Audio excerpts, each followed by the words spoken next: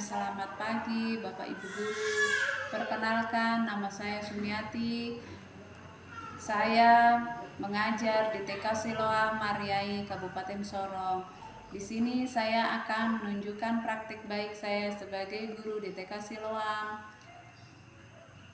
mengenai pengenalan transformasi pembelajaran, penguatan literasi dan numerasi di TK Siloam.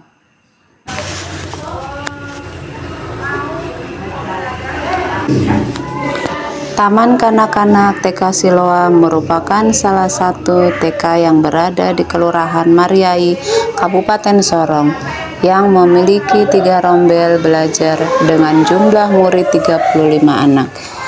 Pada tahun ajaran 2023-2024, TK Siloam mulai mengimplementasikan penguatan pembelajaran literasi dan numerasi.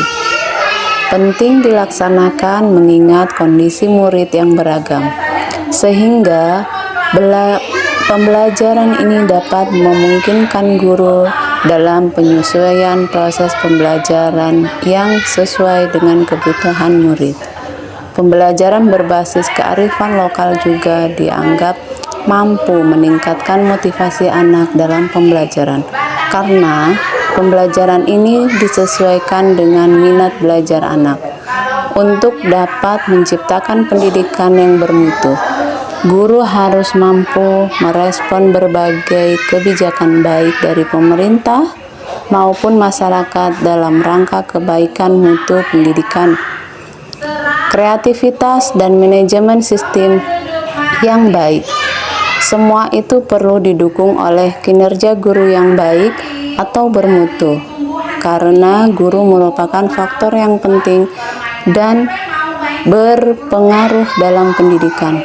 Hal ini disebabkan bagi siswa guru merupakan tokoh yang patut diteladani. Untuk guru seharusnya memiliki perilaku dan kemampuan yang mampu mengembangkan siswanya menjadi lebih baik untuk menjalankan tugas secara baik.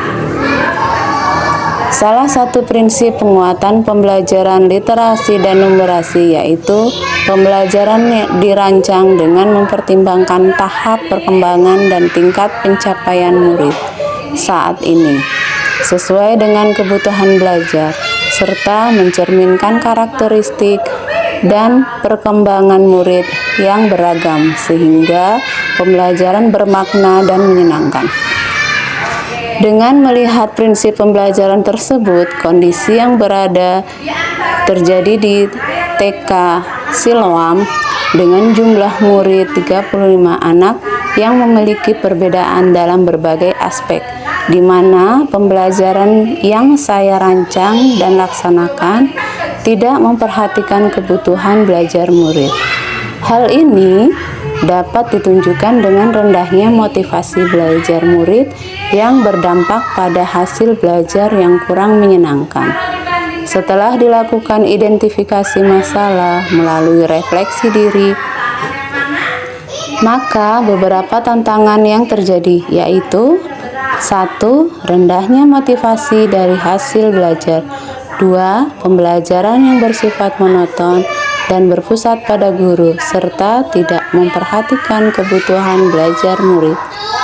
3. Penggunaan sumber belajar yang hanya mengandalkan buku. 4. Kurangnya guru dalam memanfaatkan media pembelajaran, terutama media pembelajaran yang berbasis TIK. Dari beberapa masalah yang sudah disebutkan di atas, maka saya menyimpulkan bahwa tantangan yang dihadapi yaitu 1. Model metode pembelajaran yang tepat dan sesuai dengan kebutuhan belajar murid agar murid dapat terlibat aktif dalam pembelajaran. 2. Menggunakan media pembelajaran yang inovatif, tepat dan menarik, serta berbasis teknologi sehingga semakin memotivasi murid di dalam belajar. 3. Menyiapkan berbagai sumber belajar yang relevan dalam merespon kebutuhan belajar murid 4. Menumbuhkan cinta budaya lokal dengan mengenalkan budaya lokal yang diintegrasikan dalam pembelajaran. Pihak-pihak yang terlibat dalam praktek baik ini adalah saya sebagai guru, murid, rekan sejawat, dan kepala sekolah selaku pemberi izin dalam melaksanakan praktek baik ini. Implementasi penguatan pembelajaran dan numerasi ke dalam kurikulum, memanfaatkan teknologi dan mengembangkan metode pembelajaran yang fleksibel dan kearifan untuk mengatasi tantangan ini. Dampak positif, memperkuat identitas dan jati diri. Saya merasa lebih terhubung dengan nilai-nilai karakter yang diajarkan karena sesuai dengan tradisi dan budaya setempat, sehingga menumbuhkan rasa yang memiliki harga diri. Memudahkan pemahaman materi, penggunaan kearifan lokal sebagai konteks atau materi pembelajaran dapat membantu anak lebih mudah memahami pembelajaran. Melestarikan budaya dan lingkungan dapat menyoroti dan menguatkan pihak pelestarian sumber daya alam dan tradisi lokal yang juga menjadi bagian dari strategi bertahap hidup di daerah tersebut. Meningkatkan relevansi pendidikan. Pendidikan menjadi lebih relevan dengan kehidupan sehari-hari, termasuk dalam menyelesaikan masalah kontemporer seperti perubahan iklim dan krisis pangan.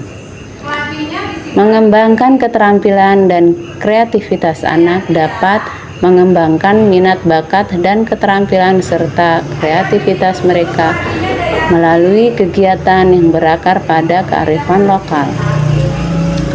Dampak positif, kesenjangan akses hanya tersedia di lembaga tertentu atau hanya dapat diakses oleh bagian siswa. Ini mendapat memperlebar kesenjangan pendidikan yang sudah ada di daerah 3T.